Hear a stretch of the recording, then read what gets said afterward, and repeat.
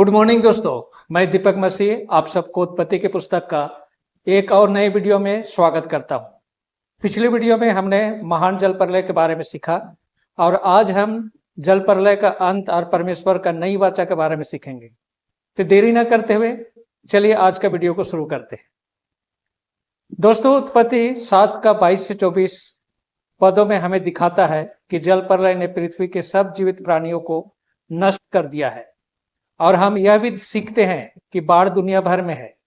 और उत्पत्ति 7 का 24 के अनुसार जल ने पृथ्वी को 150 दिनों तक ढके रखा, किंतु परमेश्वर नूह को भूला नहीं और उसके लिए अपना चिंता दिखाई और उसे स्मरण किया, जैसा कि उत्पत्ति 8 का 1 पद में लिखा है। और परमेश्वर ने नूह की और जितने बनेले पशु और घरेलू पशु उसके संग जहाज में थे उन सबों की सुधि ली।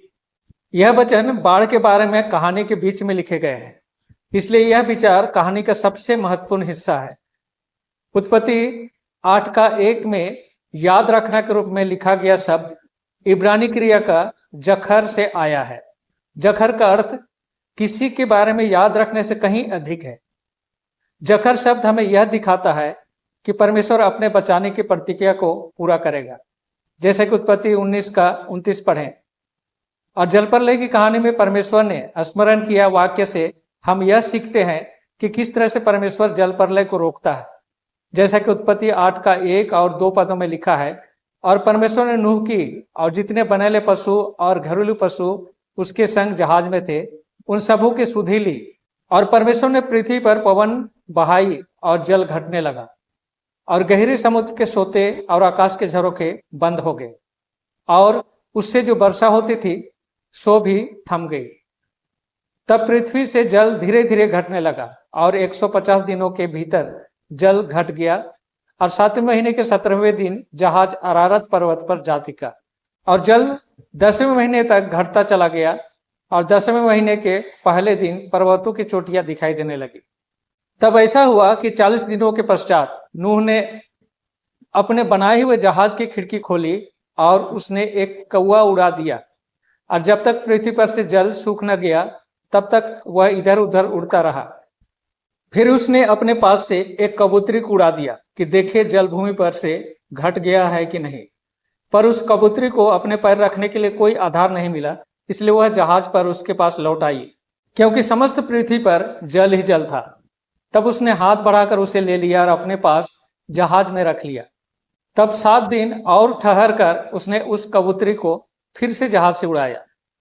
वह कबूतरी संध्या समय उसके पास लौट आई और देखो उसकी चोंच में जैतून की एक नई पत्ती थी। इसे नूह को मालूम हो गया कि जल भूमि पर से घट गया है। तब 7 दिन और ठहर कर उसने उस कबूतरी को फिर उड़ाया, पर वह उसके पास फिर न लौटी। और ऐसा हुआ कि नूह के 601 वर्ष के पहले महीने के पहले दिन पृथ्वी पर से जल सूख गया। तब नूह ने जहाज की छत खोलकर बाहर देखा और देखो भूमि की सतह सूख गई है। यहाँ पर हम नूह के व्यवहार से महत्वपूर्ण सबक सीख सकते हैं। नूह परमेश्वर की प्रतीक्षा करता है कि वह उसे दिखाए कि आगे क्या करता है। क्या आप देखते हैं कि नूह नाव को तब तक नहीं छोड़ता जब तक कि परमेश्वर उसे ऐसा करने के लिए ना कहे। नूह जानता है कि बाहर जाना सुरक्षित है, परंतु नूह नाव से बाहर निकलने से पहले परमेश्वर की अनुमति का प्रतीक्षा करता है। नूह ने यहोवा की आज्ञा से नाव में प्रवेश किया था और अब वह नाव से निकलने के लिए परमेश्वर की ओर से विशेष अनुमति की प्रतीक्षा कर रहा था। अंत में स्वर्ग से एक दूत आया, उसने जहाज का बड़ा भारी दरवाजा खोल दिया, जैसा कि उत्पत्ति 8 का 15 से 19 पदों में लिखा है। तब परमेश्वर ने नूह से कहा, तू अपने पुत्रों, पत्नी और बहुओं समेत जहाज से निकला। क्या पक्षी, क्या पशु, क्या सब भांति के रेंगने वाला जंतु जो पृथ्वी पर रेंगते हैं, जितने शरीरधारी जीव जंतु तेरे संग है, उस सब को अपने साथ निकाल लिया कि पृथ्वी पर उनसे बहुत बच्चे उत्पन्न हो और वे फूले फले और पृथ्वी पर भर जाए। तब नूह और उसके पुत्र और पत्नी और बहुएं निकल आई और सब चौपाए रेंगने वाले जंतु और पंछी और जितने जीव जंतु पृथ्वी पर चलते फिरते हैं, सो सब जाति जाति करके जहाज में से निकल आए। दोस्तों, जल प्रलय से पहले परमेश्वर ने नूह से कहा था, परंतु मैं तेरे संग वाचा बांधता हूं, इसलिए तू अपनी स्त्री, पुत्रों और बहुओं समेत जहाज में प्रवेश करना। जैसा कि उत्पत्ति 6:18 में यह लिखा है। यह प्रतिज्ञा उत्पत्ति 6:17 में परमेश्वर की घोषणा से पूरी तरह भिन्न है। उत्पत्ति 6:17 में परमेश्वर पृथ्वी पर जल प्रलय करके सब प्राणियों को आकाश के नीचे से नाश करने की घोषणा करता है, किंतु उत्पत्ति 6:18 में परमेश्वर नूह से प्रतिज्ञा करता है कि वह उसे बचाएगा। परमेश्वर द्वारा आदम और हवा और अन्य सभी चीजों को बनाने के बाद युगल विश्राम के दिन परमेश्वर की आराधना करते हैं। उसी तरह जब नूह नाव से बाहर निकलता है तो परमेश्वर की आराधना करता है, लेकिन नूह उसी तरह परमेश्वर की उपासना नहीं करता जैसे आदम और हवा करते हैं। आदम और हवा आमने सामने परमेश्वर की आराधना करते हैं, लेकिन नूह एक जानवर को परमेश्वर के निमित्त बलिदान करता है जिसे वह नहीं देख सकता है। बाइबल में पहली बार हम एक वेदी के बारे में पढ़ते हैं। नूह इब्रानी भाषा में परमेश्वर को होम बलि या उलाह देता है। यह भेंट हमें दिखाती है कि नूह परमेश्वर का आभारी है जिसने उसे जल प्रलय से बचाया। अब नूह और उसका परिवार जल प्रलय से बच तो गया, लेकिन जहाज से निकलने के बाद उनके सामने सबसे बड़ा समस्या खड़ी हुई थी, वह थी खाने की, क्योंकि उनके पास जहाज में जो भी खाना था वह खत्म हो चुका था और बाढ़ में सारे पेड़ पौधे नष्ट हो गए थे और पेड़ में नए फल लगने के लिए कम से कम 6 महीने से साल भर का समय लगना था। और तब वे कैसे जीवित रहते, क्या खाते? लेकिन परमेश्वर ने जब देखा कि बाढ़ के बाद शाकाहारी भोजन नष्ट हो गया है, तब परमेश्वर ने मनुष्यों को जानवरों को खाने की इजाजत दी, जैसा कि उत्पत्ति की पुस्तक 9:1-4 पद में लिखा है।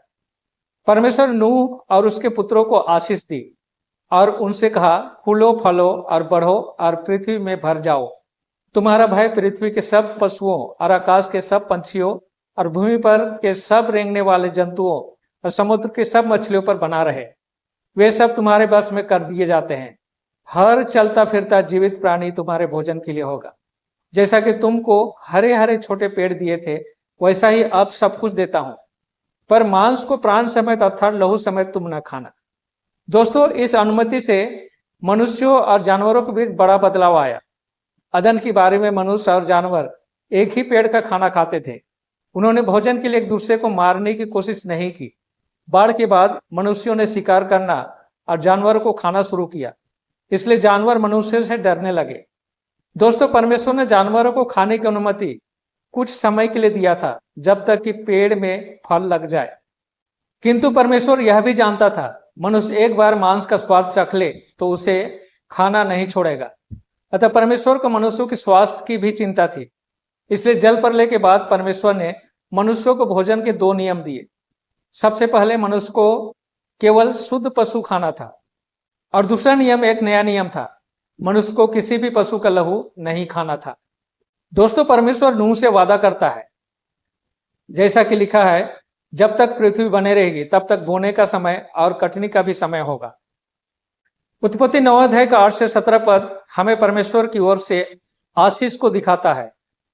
यह हमें याद रखने में मदद करती है कि जब परमेश्वर ने अपनी बनाई हुई हर चीज पर आशीष दी, जिसमें विश्राम दिन भी शामिल है। उत्पत्ति की पुस्तक 9वां अध्याय में विश्राम दिन और मेघधनुष के बीच का संबंध हमें बाइबल की एक महत्वपूर्ण सच्चाई को देखने में मदद करता है। यहोवा मनुष्यों को बाढ़ के बाद पुनः शुरू करने का दूसरा मौका देता है, जैसा कि उत्पत्ति 9:8-17 पदों में लिखा है। फिर परमेश्वर ने नूह और उसके पुत्रों से कहा, सुनो, मैं तुम्हारे साथ और तुम्हारे पश्चात जो तुम्हारा वंश होगा उसके साथ भी वाचा बांधता हूं, और सब जीवित प्राणियों से भी जो तुम्हारे संग है, क्या पक्षी, क्या घरेलू पशु, क्या पृथ्वी के सब बनेले पशु, पृथ्वी के जितने जीव जंतु जहाज से निकले हैं, सबके साथ भी मेरी यह वाचा बंधती है। और मैं तुम्हारे साथ अपनी इस वाचा को पूरा करूंगा कि सब प्राणी फिर जल प्रलय से नाश ना होंगे और पृथ्वी के नाश करने के लिए फिर जल प्रलय ना होगा। फिर परमेश्वर ने कहा, जो वाचा मैं तुम्हारे साथ और जितने जीवित प्राणी तुम्हारे संग हैं, उन सबके साथ भी युग युग की पीढ़ियों के लिए वाचा बांधता हूं। उसका यह चिन्ह है कि मैंने बादल में अपना धनुष रखा है, वह मेरे और पृथ्वी के बीच में वाचा का चिन्ह होगा। और जब भी पृथ्वी पर बादल होंगे तब बादल में धनुष दिखेगा। तब मेरी जो वाचा तुम्हारे और सब जीवित प्राणियों के साथ बांधी है उसको मैं स्मरण करूंगा। तब ऐसा जल प्रलय फिर ना होगा जिससे सब प्राणियों का विनाश हो। बादल में जो धनुष होगा मैं उसे देखकर यह सदा की वाचा को स्मरण करूंगा जो मेरे और पृथ्वी पर के सब जीवित प्राणियों के बीच बंधी है। दोस्तों, मेघधनुष हमें परमेश्वर के साथ हमारा समझौते का प्रमाण को दिखाता है। जैसा कि उत्पत्ति की पुस्तक 9:13 में लिखा है कि मैंने बादल में अपना धनुष रखा है, वह मेरे और पृथ्वी के बीच में वाचा का चिन्ह होगा। यह पद हमें विश्राम दिन को भी दिखाता है। मेघधनुष और विश्राम का दिन दोनों ही वाचा का चिन्ह है। जैसा कि एजेकियल की पुस्तक 20:12 पद में लिखा है, फिर मैंने उनके लिए अपने विश्राम दिन ठहराए जो मेरे और उनके बीच चिन्ह ठहरे, कि वे जाने कि मैं यहोवा उनका पवित्र करने वाला हूं। विश्राम का दिन सभी को उस परमेश्वर की आराधना करने के लिए आमंत्रित करता है जिसने उन्हें बनाया है। उसी तरह मेघधनुष भी हर जगह सबके लिए है। मेघधनुष एक प्रतिज्ञा है कि परमेश्वर पृथ्वी को फिर से विश्वव्यापी बाढ़ से नष्ट नहीं करेगा।